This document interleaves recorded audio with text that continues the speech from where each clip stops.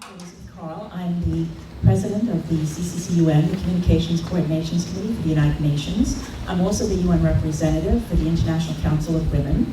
For those of you who are not familiar with the organization, I'll give a one-line brief summary. The CCCUN was founded in 1946. It started out as the Speakers Research Bureau. We were developing expert speakers for the various programs that occurred at the UN. And at that point, we evolved into an NGO. We're no longer actually a committee.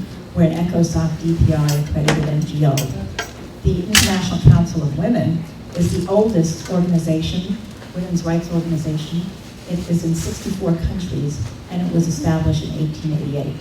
So if you would like to join either of those, as well as our other colleagues who are co-sponsoring this event, we would be happy to do that as well.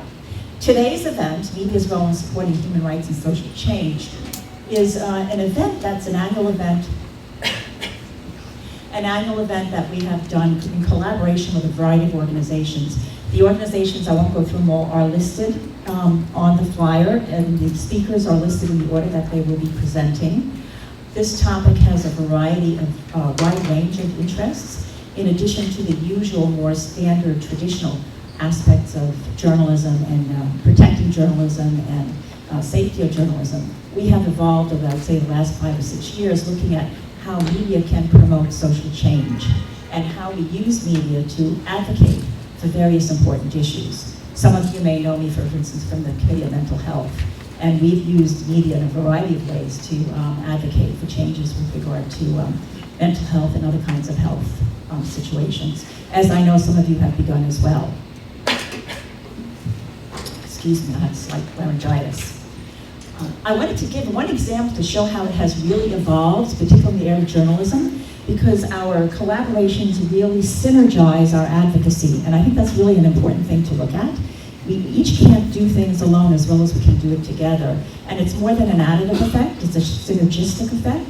So for instance, years ago in the early 1990s, I was very much involved in disaster response. I had begun Disaster Response Network for our state psychological associations and coordinated that for 10 years.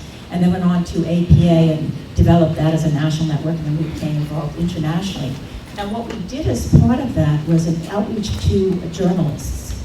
And at that point, that was rather unusual. I mean, this was before Facebook, it was before social media, so it was seen kind of odd as to, well, why would you want to work with journalists? So I was asked that numerous times. In fact, I was advised as a psychologist not to do that because it would ruin my career. Can you believe that? It would ruin your career. Because they felt, well, journalism was for hot stories, you're going to be misrepresented. I said, well, I have a lot of friends who are journalists, and I think they're just like everybody else, and I think I can really speak with them. So we started inviting journalists, and we started doing stories, and we were the only disaster response network in the nation that started doing that. And we started gathering a lot of attention where the community started understanding what post-traumatic stress disorder was and why it was important. So we evolved from, I would say, a real reticence to work with journalists to something that was very positive. Psychology and mental health became a first-day story in 1998 after the plane crash, the TWA 800 plane crash. The stories actually carried the purpose and the importance of attending to the mental health and emotional well-being of actually victims of these kinds of things, which was remarkable, a first-day story. Because normally it's what we would call body bag journalism, who died, what happened, whatever, and usually the human interest was the third or fourth day. So I'm giving this as an example of how media can be used to really elevate and change what is happening worldwide. And it can happen in other areas as well, not only mental health. So it's very important to really utilize these aspects that maybe aren't evident right from the very beginning. So, with these multiple affiliations, as we've seen today, we can then synergize our advocacy. Today's program is an example of that. We will be speaking about the more traditional aspects of journalism and the importance of, as I said, protection and safety of journalists, to our various other speakers who will then be discussing the aspects of their work, which really is social change and applying the use of media to create social change in various fields. And I think you'll find the program very interesting because it's not your typical program with regard to World Press Freedom Day. And we always like to look at where we are not only coming from, but where we are going. So having said that, because I know we're on a tighter schedule here, I would love to introduce our first speaker to you.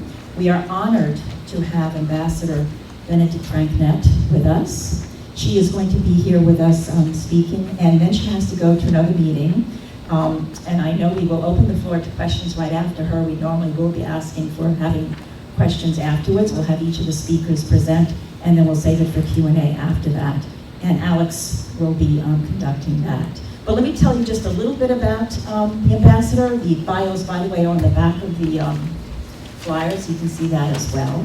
She is the permanent representative of the mission of Belgium to the U.S. Before that, she was the ambassador to the UN. And since 2000, the ambassador to Israel. After which she previously served as director for the United Nations at the Ministry of Foreign Affairs from Brussels from 2003. Ambassador Francknet holds degrees in political science, social science, and of course, journalism. How else would we have gotten her? Actually, that brings me to a segue, because she was just talking about the importance of advocacy and utilizing these kinds of events. And Ambassador Francknet and also the ambassador of Jamaica were key in having the advocacy work that we were doing as mental health, to have mental health incorporated into the outcome document on non-communicable diseases from the United Nations General Assembly document, which is a wonderful achievement because it's hard to get into those documents, and not everyone recognizes the need or the importance of mental health. And this came about with our work directly with ambassadors like Ambassador Francknet, who are supportive of key positions and key issues within the world. And we are very fortunate to have someone who's as progressive as she is. So having said that, welcome Ambassador Francknet.